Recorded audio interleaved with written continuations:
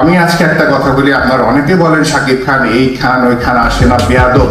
ঠিক আছে, ফাইন। এবার শাকিব খানকে বেয়াদব বলে ঘোষণা দিলেন এক সময়কার জনপ্রিয় নায়ক বাপ্পারাজ। বিস্তারিত জানতে ছোট ভিডিও দেখতে থাকুন।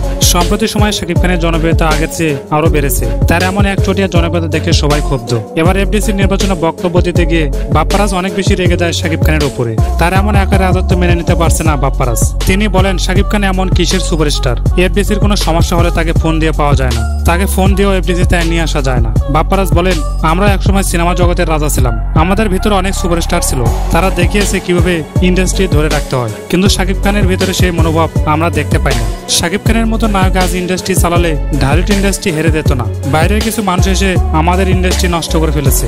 যে জায়গা শাকিব খানের জন্য তৈরি হয়েছে সে জায়গায় বাইরের লোক বসে আছে। এটা আমাদের জন্য খুবই দুঃখজনক ব্যাপার। সো বন্ধুরা, শাকিব খানের জন্য ভিডিওতে একটা লাইক দিয়ে চ্যানেল সাবস্ক্রাইব করে পাশেই থাকুন।